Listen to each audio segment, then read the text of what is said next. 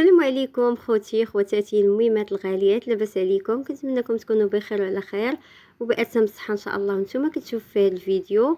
ومرحبا بكم عندي في قناه عالم سليمان المتنوع. المهم اللي اول مره كيدخل لقناتي كنقول ليه مرحبا والف مرحبا، وما تنساش تضغط على زر الجرس باش دائما يوصلك الجديد ديالي. واللي داخل عندي وداير لي ابوني كنقول ليه دار دارك، وما تنساش دير لي لايك الفيديو وبارطاج الفيديو. جزاكم الله خيرا. اليوم ان شاء الله غندير معكم كاطو او حلوه ديال الناس اللي عندهم السكر. المهم تبعوا الفيديو من الاول حتى الاخر. غنحتاجوا المقادير في هذه الكيكه يعني بدون دقيق ابيض، وصحيه 100%، مفيده للناس اللي عندهم السكر، مفيده للناس اللي متبعين الريجيم والحميه. غادي تعجبكم بزاف وما غتستغناوش عليها، بمذاق القهوه لعشاق القهوه. غادي نحتاج نص كيلو ديال دقيق الشوفان، يعني الشوفان مطحون. غادي نحتاج خميره وحده، غنحتاج ارزه زهر، بيضه، 2 معالق ديال زيت الزيتون، معلقه ديال الكاكاو المر، ومعلقه صغيره ديال النسكافي او قهوه سريعه الذوبان، معلقه كبيره ديال العسل الحر باش غادي نحليوها. غادي نحتاج كاس ديال الماء وتقريبا شي معلقه ديال الخل وقبصه الملح. المهم غادي نحتاجو اول حاجه غادي ناخذ هنايا، انا خديت لها هاشوار. ما كانش عندكم هاشوار ديروه في شي بول وخلطوا بالخلاط اليدوي. غادي ندير بيضه، غادي نضيف لها قبصه ديال الملحه باش تصحح لينا الذوق. مهم للتحليه هنايا حليت بالعسل الحر. الا كان عندك بديل السكر ديروا بديل السكر، راه كاين في سوبر مارشي. بديل السكر كياخذوه الناس اللي عندهم السكر كيحليو به الحلويات. صافي طحنتهم مزيان وضفت هذوك 2 معالق ديال زيت الزيتون وغادي نطحنهم مزيان كيف ما كتشوفوا. نضرب هذيك البيضه مزيان تنسجم ليا مع الزيت ومع هذا.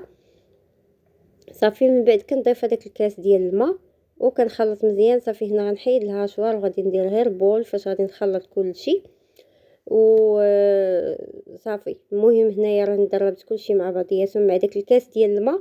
من بعد غادي نخلي الا بقى ليا الخليط ناشف شويه غادي نضيف الماء في الاخر. المهم غادي نضيف الماء يكون دافي شويه، ما يكون سخون وما يكونش بارد بزاف. هنايا خديت هذيك المعلقه ديال الكاكاو المر، معلقه كبيره، ومعلقه صغيره ديال النسكافي. المهم هاد الحلوه بذوق بمذاق القهوه للناس العشاق القهوه. صافي هنايا غادي نحتاج خميره بحجم 8 غرام. هنا شديت الشوفان، خديت الشوفان ديك الحبه ديال غليظه وطحنته وهو اللي غادي نخلط به، يعني بذوق بدون دقيق ابيض. هاد الكيكه الشوفان راه كتجي زوينه، كتجي معلكه من الداخل. غير جربوها خواتاتي وما غتندموش عليها. خوتي جربوها. الناس اللي عندهم السكر راه كيبغيو حتى هما الحلوى ياكلوها، كيتشهاو الحلوى، كيتشهاو شي حاجه ديال الشكلاط ولا شي حاجه ديال القهوه. انا درت معكم هاد الحلوى زوينه بزاف وما كطلعش السكر نهائيا. جربوها. المهم نتوما ديروا بديل السكر راه كيتباع في سوبر مارشي، ولا حليوه بالعسل الحر، ديروا 2 معالق كبار ديال العسل الحر. يعني نتوما اصلا غادي تاكلوا قطعه او قطعتين، المهم تاكلوا شويه الحلوى. صافي كنبقى نضيف بداك الدقيق ديال الشوفان بالتدريج. صافي حتى يتجمع ليكم. غادي نضيف غنزيد واحد قطرات ديال الخل باش كتجيني هشيشه من الداخل، كتجي معلكه. صافي. المهم غادي نضيف واحد شويه ديال الماء في الاخر، خاصها تبقى شويه ما يعني ما ثقيله ما خفيفه. ساهله دغيا كطيب، يعني في 10 دقائق ولا 15 دقيقه كطيب، يعني ما كتعطلش وكيجي فيها واحد المذاق زوين. عرفتي دابا كنخلط المذاق ديال القهوه طالع يا سلام. المهم هنايا راه نشفات ليا مع داك الشوفان، شرب ليا الماء نشف.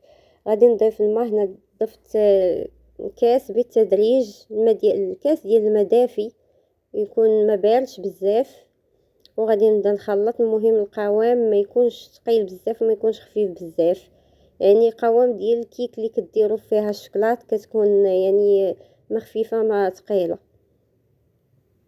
وان شاء الله راه مازال غادي نحط لكم الوصفات ديال السكر.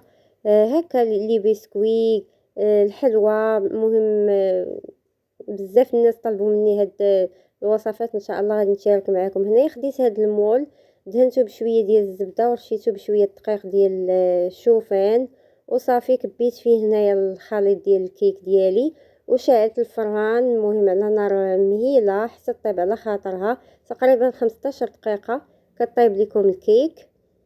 وغادي ندوزو للصلصه اللي غادي ندير فوق منها.